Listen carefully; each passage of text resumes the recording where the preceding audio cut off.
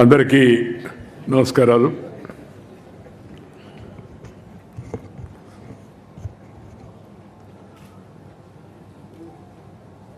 మన ముఖ్య అతిథి దేశ ఆర్థిక మంత్రి శ్రీమతి నిర్మలా సీతారామన్ గారు, మన రాష్ట్ర ముఖ్యమంత్రి శ్రీ చంద్రబాబు నాయుడు గారు, అలాగే ఈ పుస్తక రచయిత డాక్టర్ దగ్గుపాటి వెంకటేశ్వరరావు గారు, అమ్మాయి పురంధరేశ్వరి, అలాగే ఈ కార్యక్రమ నిర్వహణలో ఈ గీతం విశ్వవిద్యాలయ ప్రాంగణంలో చేయడం కోసం ముందుకు వచ్చినట్టు యొక్క భరత్, అలాగే కార్యక్రమంలో పాల్గొన్న మిత్రులందరికీ నమస్కారం. వెంకటేశ్వరరావు నాకు చాలా సంవత్సరాలు తెలుసు, కానీ మనసులో ఇంత లోతుగా ఎన్ని విషయాలు ఉన్నాయని ఇప్పుడు దాకా తెరవదు నాకు. వాళ్ళ నాన్న కూడా తెలుసు నాకు బాగా.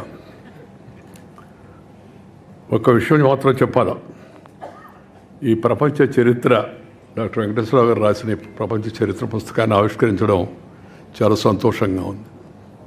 అది కూడా తెలుగులో రాసిన పుస్తకాన్ని ఆవిష్కరించడం ఇంకా మహా సంతోషంగా ఉంది.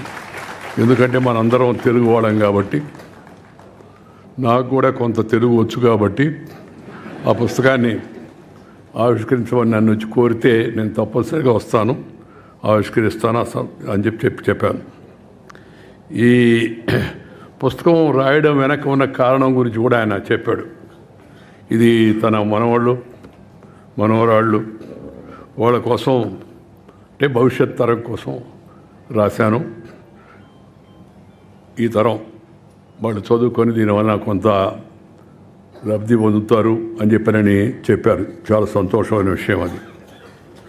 పెద్దలు ఎప్పటికప్పుడు తమ రాబోయే తరాలకు వారికి జ్ఞానము విజ్ఞానము అందించాలి.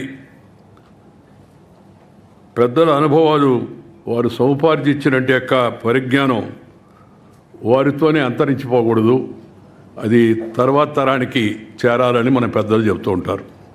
ఆ నాడుని సరిగా అర్థం చేసుకున్న నానుడిని డాక్టర్ వెంకటేశ్వరరావు గారు దాన్ని ఒప్పుకుంటూ ఈ మంచి పుస్తకం రాసినందుకు వారికి హృదయపూర్వకంగా నేను అభినందనలు తెలియజేస్తున్నాను. ఒక ప్రపంచ చరిత్ర ఒక పుస్తకంగా రాయడం అంత సులభం కాదు. ప్రపంచ చరిత్ర ఒక పుస్తకంగా రాయడం అంత సులభం కాదు. డాక్టర్ నందమూరి తారక రామారావు గారి నటన గురించి కూడా పుస్తకం రాయాలంటే సాధ్యమయ్యే పని కాదు. అమలు చేశారు మన వాళ్ళు కొంత. ఈ ప్రపంచ చరిత్రలో జరిగిన పరిణామ క్రమాన్ని సరళమైన భాషలో సామాన్యులకు అర్థమయ్యేటట్టుగా పుస్తకాన్ని తీసుకురావడం చాలా ముదావహమైనటువంటి విషయం అని చెప్పి నేను మనం చేస్తున్నాను. ఈ వివిధ సంఘటనలు క్రమేణా ఎలా మారాయి, వర్తమానం భవిష్యత్తును ఎలా ప్రభావితం చేస్తాయి అనే విషయాన్ని ఎప్పుడు చరిత్ర చెప్తూ ఉంటుంది మనకి. చరిత్ర దానంతట అది రాసుకోదు. చరిత్రను కూడా ఎవరో ఒకరు రాయాలి. మామూలుగా రాజకీయాలు, ఆర్థిక శాస్త్రం, సంస్కృతి, విజ్ఞాన శాస్త్రం, మతం సహా మానవ సమాజంలోని అన్ని అంశాలను ఈ చరిత్ర స్పృశిస్తుంది. మామూలుగా చరిత్ర అంటే కేవలం గత సంఘటనల కాలక్రమం కాదు. చరిత్రలో అదొక భాగం మాత్రమే. మన గుర్తింపులకు చరిత్ర అనేది ఒక పునాది. అది మన ఉనికికి సాక్షి మాత్రమే. చరిత్ర ద్వారానే మానవాడికి జరిగిన మంచి చెడులు, విషాదాలు, వివిధ సమాజాలు ఎదిగిన లేదా క్షీణించిన తీరు, నాగరికత విరసిల్లిన లేదా అంతరించిన ఆ యొక్క తీరును తెలుసుకోగలం. చరిత్ర ద్వారానే అది సాధ్యమవుతుంది.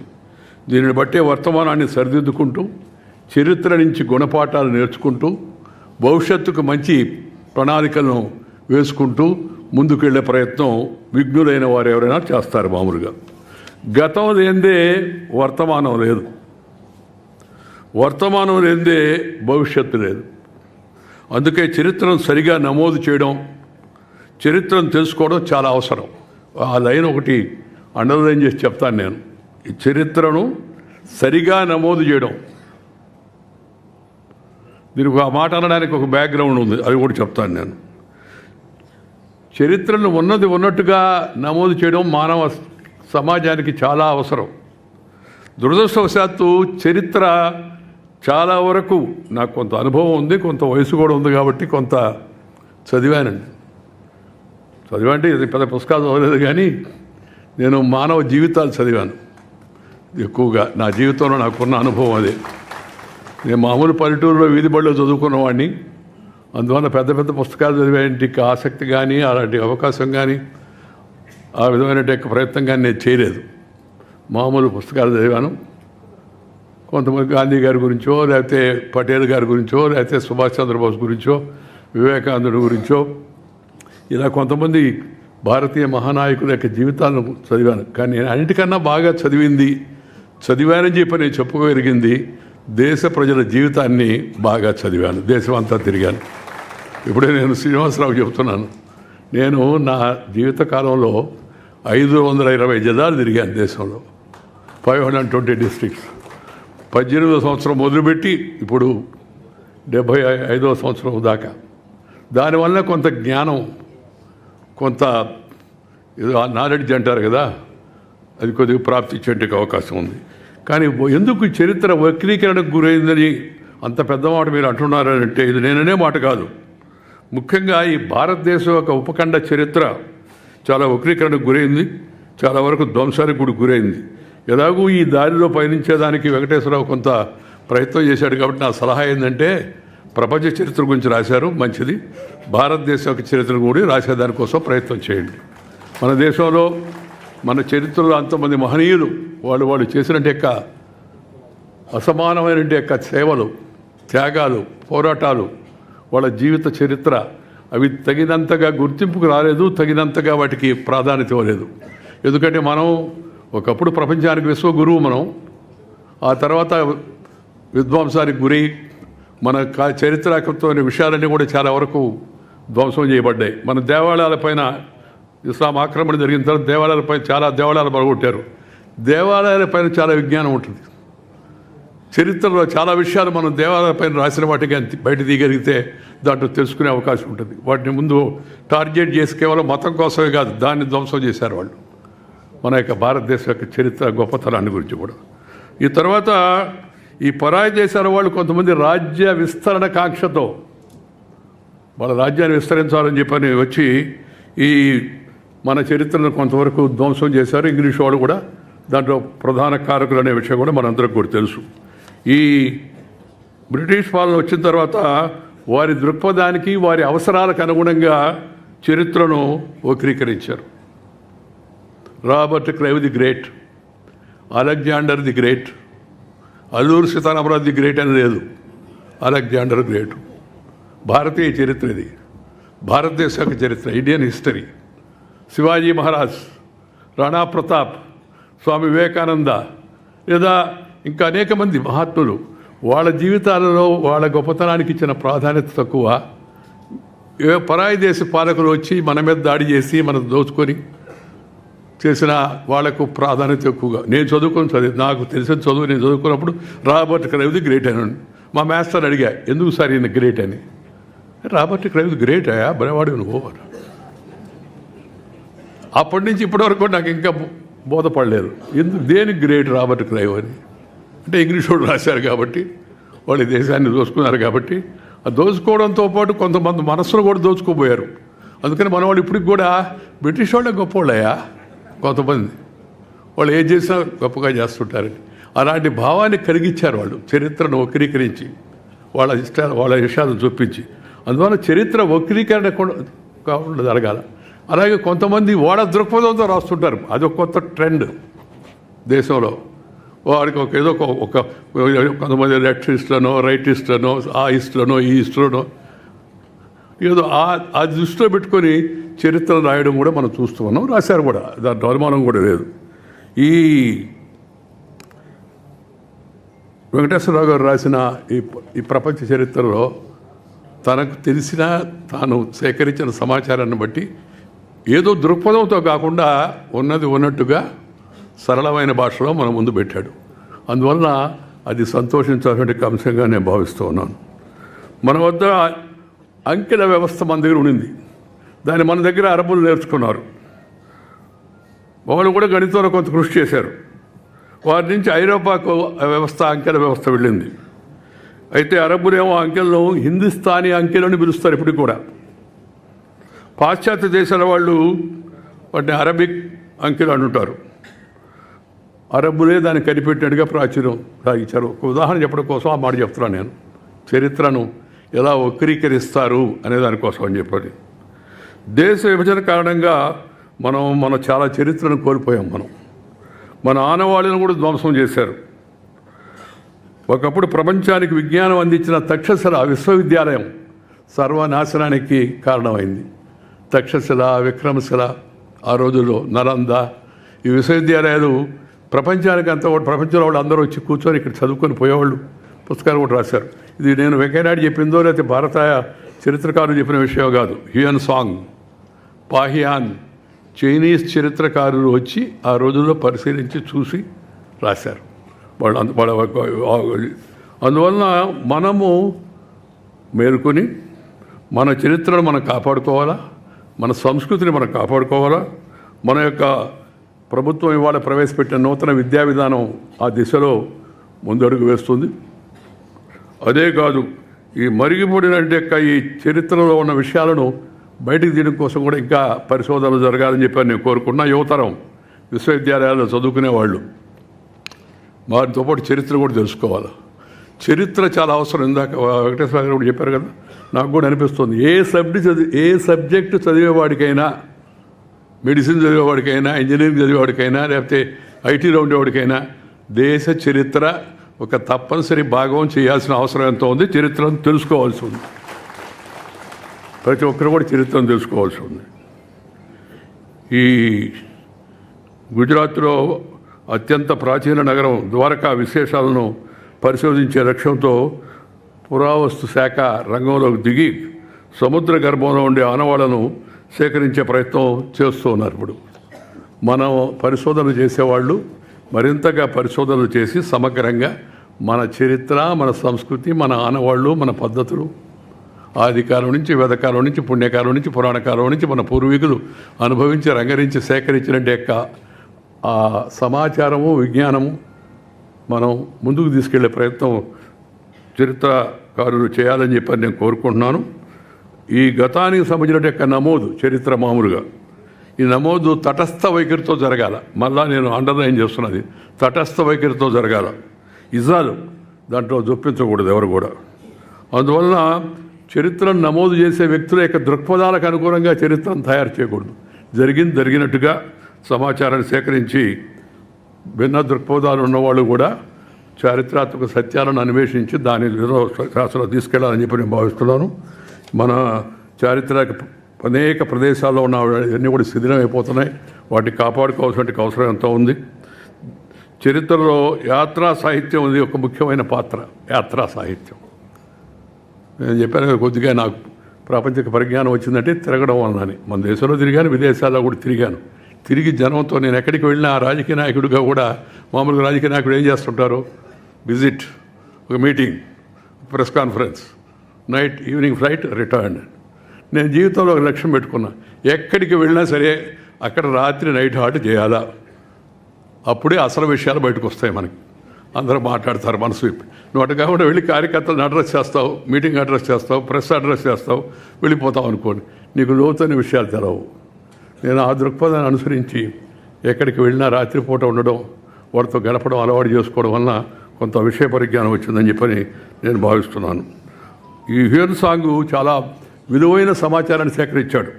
మన ప్రాచీన భారతదేశం యొక్క విద్యా వ్యవస్థను గురించి కూడా, ఆ రోజున సమాచారం గురించి కూడా అందించాడు. అది అంటే ఇందాక చెప్పాను కదా, ఈ యాత్రీ సాహిత్యం ఏతుందో దాన్ని చక్కగా నమోదు చేసే ప్రయత్నం ఆ రోజుల్లో అతను చేశాడు. కొంత యాత్రికులు సంపూర్ణ అవగాహనతో, తటస్థ వైఖరితో వివరాలు నమోదు చేస్తే భవిష్యత్తుకి మంచిగా ఉంటుందని నేను భావిస్తున్నాను. భారత్లో యాత్రా సాహిత్యం రాసిన వారు తక్కువే. తెలుగులో యాత్రా చరిత్రలో ఏనుగుల వీరాస్వామయ్య అని ఆయన రాసిన కాశీ యాత్ర చరిత్ర 1930-31 సంవత్సరంలో చాలా ముఖ్యమైనది. మొదటిది కూడా ఒక రకంగా చెప్పాలంటే యాత్రా సాహిత్యంలో. యాత్రా సాహిత్యం ద్వారా ఆయా ప్రాంతాల విశేషాలు, అక్కడ ప్రజల సాంఘిక సాంస్కృతిక జీవన పరిస్థితులు తెలుగునేటికి అవకాశం ఆధారపడి ఉంటుంది. ఇప్పుడంతా ఫేస్బుక్, ఇన్స్టా, యూట్యూబ్ వంటి సామాజిక మాధ్యమాలు చొచ్చుకుపోతున్నట్టే ఈ రోజుల్లో ఈ ట్రావెల్ బ్యాగ్స్ కూడా వస్తున్నాయి. చూసింది చూసినట్టుగా, ఉన్నది ఉన్నట్టుగా వీటిలో నిక్షిప్తం చేయడం ఒక మంచి పరిణామం అని చెప్పి నేను భావిస్తున్నాను. ట్రావెల్ యాక్ట్స్ వరకు పర్వాలేదు, కానీ ముఖ్యమైన రాజకీయ పరిపాలనా అంశాలు, సమాజాన్ని విస్తృతంగా ప్రభావితం చేసే అంశాలు మాత్రం వక్రీకరణలు, అర్ధసత్యాలు ఇప్పటికి కూడా కనబడుతున్నాయి. ఈ సోషల్ మీడియా మొదట్లో చాలా పాజిటివ్గా ఉండేది. ఇప్పుడు సోషల్ మీడియా కాస్త యాంటీ సోషల్ మీడియాగా తయారైపోతుందని చెప్పి భయం కలుగుతుంది. అలాగే ఇప్పుడు రాబోయే రోజుల్లో ఆర్టిఫిషియల్ ఇంటెలిజెన్స్ అంటున్నారు. అది కూడా ఏం చేయగలదో నాకు అర్థం కాదు. నేను చెప్పాక నాకు అంత పెద్దగా చదువుకున్నవాడిని కాదు. నేను ఆర్టిఫిషియల్ ఇంటెలిజెన్స్లో నేను ఇక్కడ ఉంటే అక్కడ ఉన్నట్టుగా చూపించి ఇంకేదో చేస్తున్నట్టుగా చేస్తే ఏమవుతుంది, దీనికి పరిష్కారం ఏంది, సరైన పద్ధతిలో నడపగలిగితే మంచిదే. ఇప్పుడు సోషల్ మీడియాని కాస్త అదుపులో పెట్టాలనేది కేంద్రం ఏదో కొన్ని తీసుకొస్తుంటే దానికి గొడవ చేస్తారు. అంతా కూడా మీరు ఎట్లా కంట్రోల్ చేస్తారని. కంట్రోల్ చేయకపోతే వచ్చే పరిణామాలు ఏందో మీరు చూశారు. ఆంధ్రప్రదేశ్లో ముఖ్యంగా సోషల్ మీడియాని ఎలా వాడుకునేట్టుగా చేశారు. దాని పరిణామాలు ఏమిటి, దాని పరిణామాలు ఇప్పుడు కొంతమంది అనుభవిస్తున్నారు. అదేమంటే మేము అనుకోలేదు, నేను కాదండి, ఆయన ఎవరో ఎక్కడి నుంచో చెప్పాడు, ఆయన చెప్తే నీకు బుద్ధి ఉండబడలే చేయడానికి. సింపుల్. అది వేరే విషయం అనుకోండి. నేను రాజకీయాల్లోకి ఆ వ్యక్తుల గురించి పోను, నేను రాజకీయాల్లో లేను నేను ఇప్పుడు. అందువల్ల నాకు దాని గురించి పెద్ద ఇదే. కానీ జరుగుతున్న విషయాలు వాటి గురించి సహజంగా ఒక బాధ్యత కింద పౌరుడిగా ఆందోళనగా ఉంటుంది. అందువలన చరిత్ర అనేది కేవలం చరిత్రకారులు లేకపోతే రచయితలకు మాత్రమే పరిమితం కాకూడదు. అది సమాజంలోని అందరి యొక్క బాధ్యతగా ఉండాలని చెప్పి నేను భావిస్తున్నాను. చాలా సంతోషం. మంచి పుస్తకం ఆవిష్కరించే ఈ కార్యక్రమంలో అందరం కలిసి పాల్గొన్నాం. కేంద్ర ఆర్థిక మంత్రి నిర్మలా సీతారామన్ గారు ఒక మాట చెప్పాలా, ఏంటంటే ప్రపంచమంతా ఆర్థిక వ్యవస్థ చాలా కుదుపులకు లోనైపోతుంది. ఎవరికి వాళ్ళు ఎలా ఈ ఆందోళనకర పరిస్థితులు ఎదుర్కొంటామని చెప్పి బాధపడుతున్న తరుణంలో ఎంతో అభివృద్ధి చెందిన దేశాలు కూడా ఆ ఐరోపా దేశాలతో సహా అన్ని దేశాల్లో ఇవాళ ఆందోళనకరమైన పరిస్థితులు ఎదుర్కొన్న తరుణంలో మన భారతదేశంలో ప్రధానమంత్రి శ్రీ నరేంద్ర మోడీ గారి నాయకత్వాన ఒక సమర్థవంతమైన ఆర్థిక మంత్రి ఉన్నదాన్ని పరిస్థితిని ఆకళింపు చేసుకొని ఆర్థిక విధానాన్ని ఏ విధంగా రూపొందిస్తే మన దేశ ప్రయోజనాలు కాపాడబడతాయి, ప్రజల యొక్క ప్రయోజనాలు కాపాడబడతాయి, అభివృద్ధికి మరింత ఊతం వస్తుందనే ఉద్దేశంతో మంచిగా నిర్మలా సీతారామన్ గారు ఆ యొక్క శాఖను నిర్వహిస్తున్నారు. నీకు నా అభినందనలు. ఎందుకంటే నేను ఇప్పుడు అక్కడ చెప్పడానికి సభలో లేను. సభలో ఉన్నప్పుడు కూడా మాట్లాడేదానికి అవకాశం ఇచ్చేవాడినే, కానీ నేను మాట్లాడడం కాదు, చైర్మన్ మాట్లాడడం కాదు కదా, మామూలుగా అందరూ మాట్లాడడానికి అవకాశం కల్పించాలి. ఈరోజు మన రాష్ట్ర ముఖ్యమంత్రి చంద్రబాబు నాయుడు గారు ఉన్నారు కాబట్టి ఒక మాట ఆయన గురించి కూడా చెప్పాల్సి ఉంది. చంద్రబాబు నాయుడు పరిపాలనా అధ్యక్షుడు, దాంట్లో రెండో వాళ్ళ అనుమానం లేదు ఎవరికి. అభివృద్ధి కాముకుడు, ఆలోచనలు కూడా మంచివి, కానీ ఆలోచనలు చాలా ఎక్కువగా ఉంటాయి. అదే సమస్య.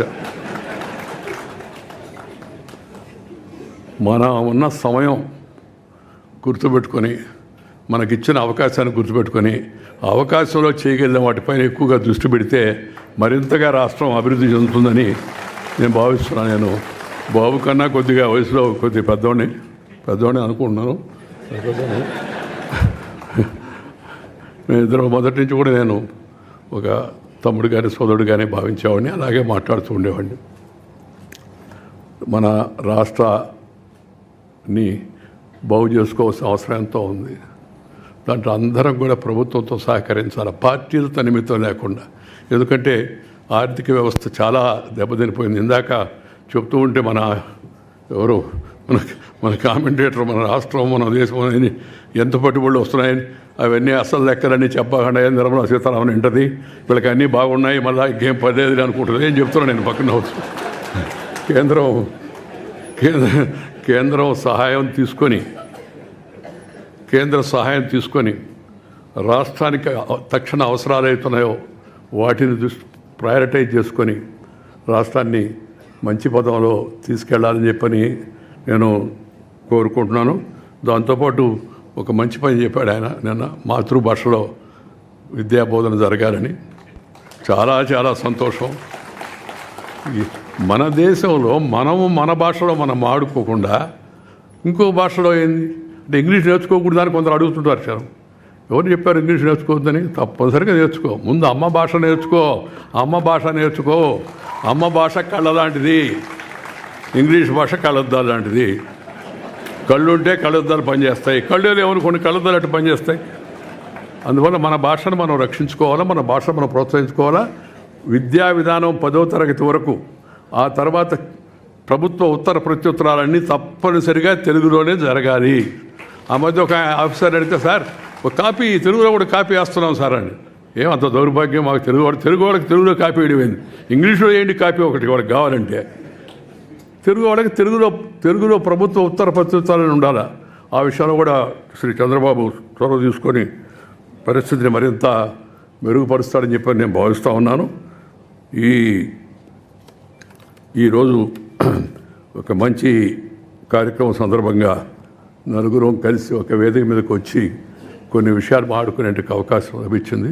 నేను ఇందాకే చెప్పాను, నేను రాజకీయాల్లో లేను, కానీ ఆలోచనలు అయితే బాగుంది, ఆలోచన చేస్తుంటాం మామూలుగా. మనం చెప్పాను, నేను రిటైర్డ్ బట్ నాట్ టైర్డ్. పదవీ విరమణ చేశానే కానీ పెదవి విరమణ చేయలేదు. అందువల్ల దేశం రాష్ట్రంలో జరుగుతున్న పరిస్థితులపైన నా ఆలోచనలకు అనుగుణంగా నేను తిరుగుతూ ఉంటాను, నాకు చెప్పదలుచుకొని చెప్తుంటాను. ఎవరి విద్యను ఉద్దేశించింది కాదు, ఎవరికి చెడు సంకల్పించేది కాదు. నాకున్న అనుభవాన్ని జనంతో పంచుకోవాలనే ఉద్దేశంతో నేను రాయడం కానీ లేకపోతే మాట్లాడడం కానీ ట్వీట్ చేయడం కానీ చేస్తాను తప్పితే మరే కూడా కాదు. ఈ విషయాన్ని అందరూ కూడా అర్థం చేసుకుంటారని నేను భావిస్తున్నాను. నాకు ఈరోజు ఈ అవకాశం కల్పించిన దగ్గుపాటి వెంకటేశ్వరరావు గారికి కృతజ్ఞతలు తెలియజేస్తూ మీ దగ్గర సెలవు తీసుకుని నమస్కారం. జై హింద్.